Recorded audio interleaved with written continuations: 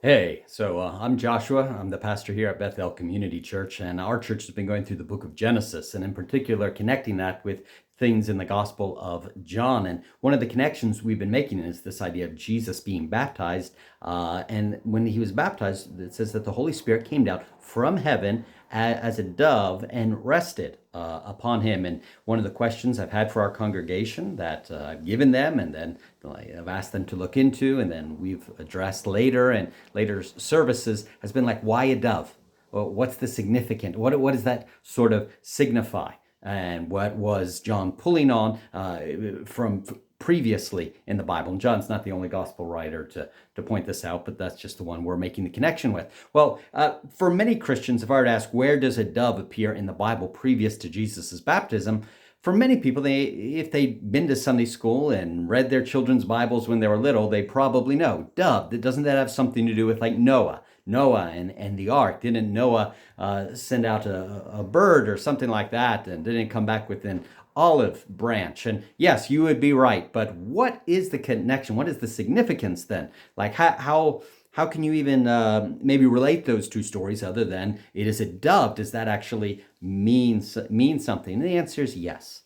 We would go back to Genesis chapter 8 to look at the story a little more closely. After 40 days, after the rain had stopped and they've been on the boat a little while, Noah, he opens the window there on the boat, and the first thing he does is let out not a dove, but a raven.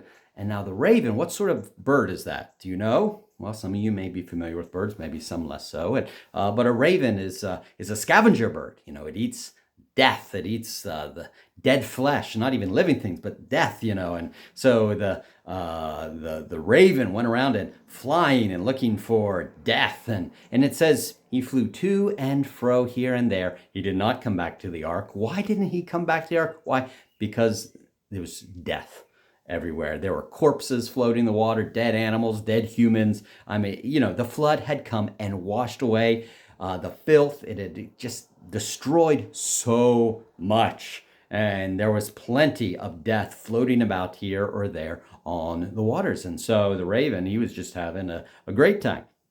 Well, then, so Noah says, okay, well, there's plenty of death out there. Is there anything living out there? So he lets the dove out, and then the dove returns because, and this is what it says in Genesis, there was no place for the dove to rest its foot upon. The dove had no rest. Flew to here and there, but it found no rest. And so it returned to the ark. And so Noah waits 7 days, 7 days being a very significant number, of course, in the Bible. And so then 7 days later, in the fullness of time, Noah sends out the dove again. This time, the dove has found a resting place and comes back with the olive branch. What does that have to do with Jesus's baptism? The picture is profound. That as God looks over human history, it is full of death. It is full of sin. It is full of destruction. The ravens, the demonic spirits, they can fly here and there, and they're happy, and they can rest wherever they want. But the Holy Spirit, is there a place for the Holy Spirit to rest upon?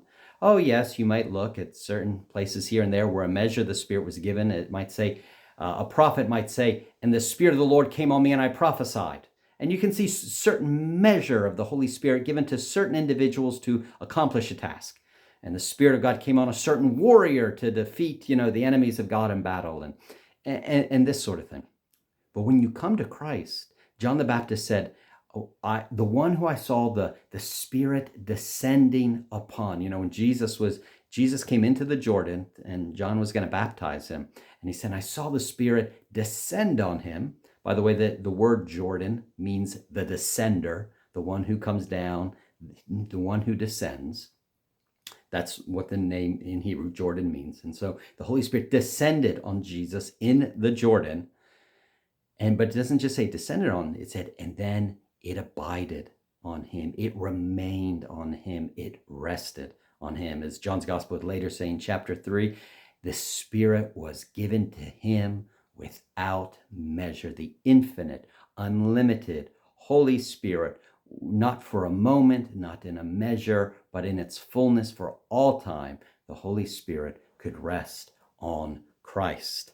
This is the great living branch that the Holy Spirit could rest upon.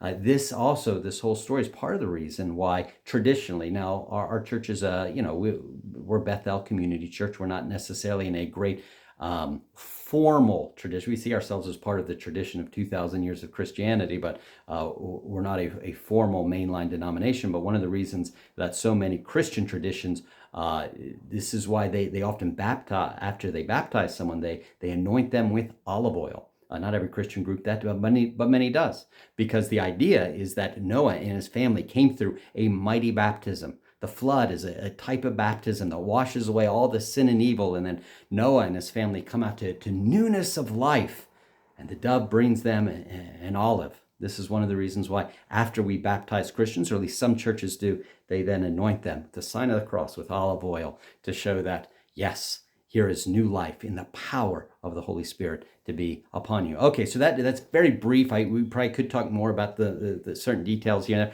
That's a rough overview of the connection then between Genesis chapter 8 and John chapter 1, the baptism, and why the Holy Spirit comes on a dove, and the similarities, the deep significance of that connection. Hope you found it helpful. As we go on and continue to plow through Genesis, we're going to continue to try to bring out more of these connections. If you're interested, please go ahead, like and subscribe, and I would like to hear your thoughts, really. Like, have you ever seen this connection before? What do you think of this? Do you think we're stretching it, or do you actually think, this, you agree that you think this is why the Holy Spirit came down on a dove? Anyway, love to hear your thoughts. Please leave a comment below, and if it's sufficiently nasty and mean, I might just respond to it. Who knows? All right, later. Have a good day.